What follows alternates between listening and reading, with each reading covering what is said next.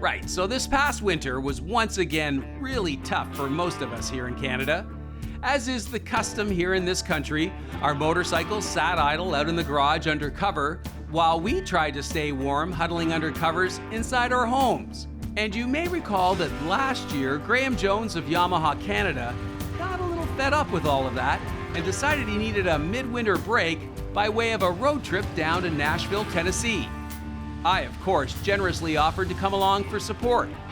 Well, this past winter, while watching the classic film Into the Wild, Graham got it into his head that we should once again head south for a much-needed break from winter. Only this time we'd ride from Los Angeles southeast into California's Coachella Valley.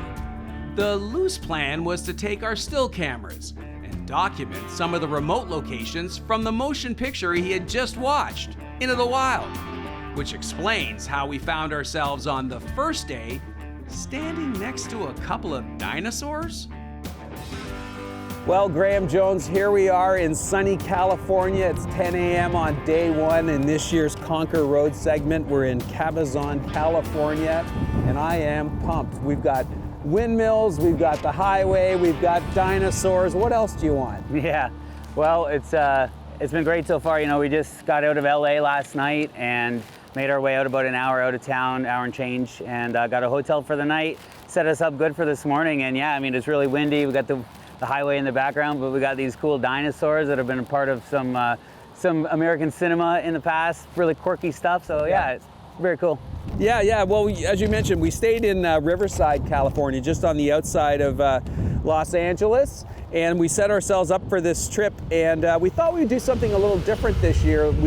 In the past with Conquer Road, we've really focused on the roads, and we've tried to do as much fun, spirited riding as possible. But this time you said, let's do something a little different. Let's focus on a little bit more of the roadside attraction.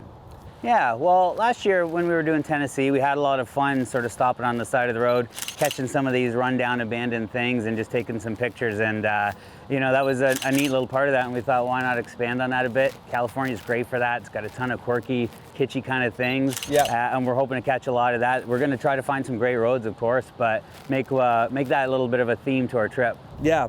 Well, so far after leaving Riverside, we spent most of the time on Highway 10 here. It's a major freeway, as you can see.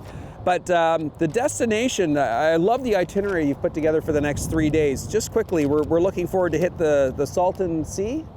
Now, you've been talking about that. Tell us why we want to hit the Salton Sea. So the Salton Sea, when it comes to abandoned Americana, it's got a really cool story to it.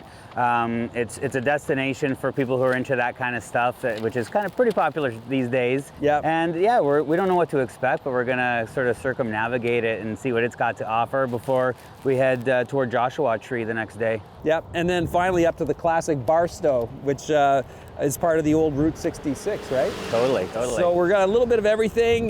We've got some fantastic weather ahead for the next 3 days. They're calling for 70 degrees Fahrenheit every day.